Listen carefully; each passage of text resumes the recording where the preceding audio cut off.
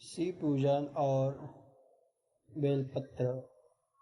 शिव पूजन में बेलपत्र का महत्व होता है।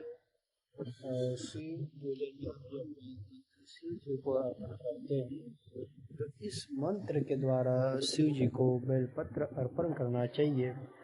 त्रिदलम त्रिगुणाकारं त्रिनेत्रं च त्रयुधं त्रिजन्म पाप संहारम बेलपत्रम शिवा अर्पणम।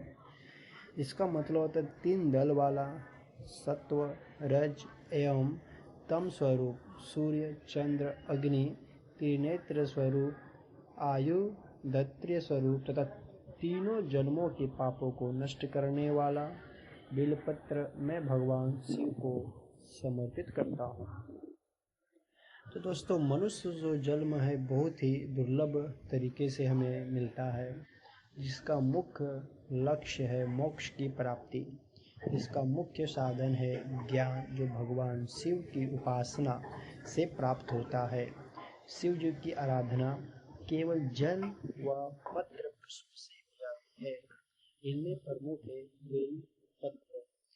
समुद्र मंथन से उत्पन्न हलाहल विष की ज्वाला से दग्ध त्रिलोकी की रक्षा के लिए भूत भावन भगवान शिव ने स्वयं ही उस महागरल का हथेली पर रखकर आचमन कर लिया और नीलकंठ कहलाए। उस विष की अग्नि को शांत करने के लिए भगवान शिव पर ठंडी वस्तुएं चढ़ाई जाती है, जैसे जल, गंगा जल, दूध, बेलपत्र, गुलाब जल आदि। इससे भगवान शिव का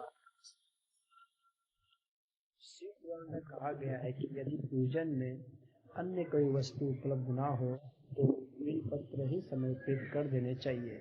शिव को बेलपत्र अर्पित करने से ही पूजा सफल और संपूर्णता को प्राप्त होती है। भगवान शिव को शीघ्र प्रसन्न करने के लिए बेलपत्र के तीनों दलों पर लाल चंदन से, कुमकुम से राम लिखकर या ओम नमः शिवाय लिखकर अर्पण करना चाहिए। शिव पूजन में संख्या का बहुत ही महत्व होता है, इसलिए विशेष अवसरों पर जैसे शिवरात्रि, श्रावण के सोमवार, प्रदोष आदि को 11, 21, 31, 108 या 1008 बेलपत्र शिवलिंग पर अर्पित किए जा सकते हैं। मनोकामना पूर्ति, संकट नाश व सुख समृद्धि के लिए भी हम इस मंत्र के साथ बेलपत्र चढ़ा सकते हैं। भालचंद्र मद भरे दक्ष शिव कैलास निवास भूतनाथ जय उमापति पूरी हो अभिलाष। शिव समान दाता नहीं विपत्ति विदारण हार, लज्जा मेरी राखियो सुख संपत्ति दाता। बेलपत्र अर्पित करने का भी मंत्र है।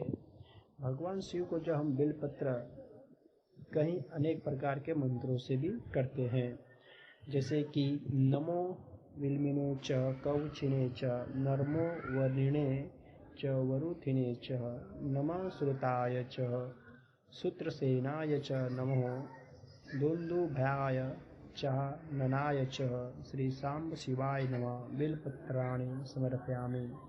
या फिर एक और मंत्र है त्रिदलम त्रिगुणाकारं त्रिनेत्रं च त्रिधायुतं त्रिजन्म पाप संहारम बेलपत्रम शिवा अर्पणम। या फिर ओम नमः शिवाय इस मंत्र का उच्चारण करके फिर हम शिवलिंग पर शिव बेलपत्र समर्पित कर सकते हैं। मंत्र बोलने में असमर्थ हो तो केवल शिव शिव कहकर ही बेलपत्र अर्पित कर सकते हैं।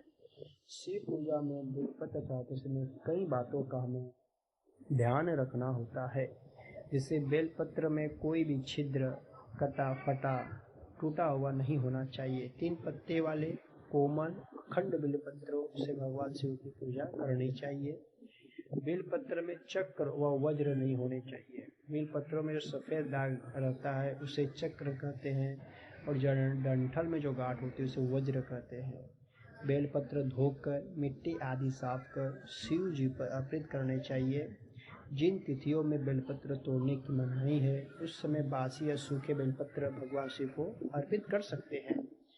बेलपत्र सदैव अधोमुख मतलब उल्टा हमें चढ़ाना चाहिए। इसका चिकना भाग नीचे की तरफ रहना चाहिए। बेलपत्र तोड़ने के नियम: अमृतो भद्वः श्रीवृक्षमहादेवः प्रियसरः गृह्णामि तव पत्राणि श्रीपूजार्थमादृतः। चतुर्थी, अष्टमी, नवमी, चतुर्दशी, अमावस्या तिथि को, संक्रांति व सोमवार को बेलपत्र नहीं तोड़ने चाहिए, किंतु बेलपत्र शंकर जी को बहुत ही प्रिय है, अतः इन तिथियों में पहले दिन का रखा हुआ बेलपत्र चढ़ाना चाहिए। यदि नए बेलपत्र न मिले तो चढ़ावे बेलपत्र को ही धोकर बार बार चढ़ाया जा सकता है। दुर्लभ व चमत्कारी बेलपत्र। जिस तरह रुद्राक्ष कई मुखों वाले होते हैं, उसी तरह बेलपत्र भी कई पत्तियों वाले होते हैं। बेलपत्र में जितनी अधिक पत्तियां होती है वहाँ उतना ही अधिक उत्तम माना जाता है। 3 पत्तियों से अधिक व पत्ती वाले बेलपत्र अत्यंत पवित्र माने गए हैं।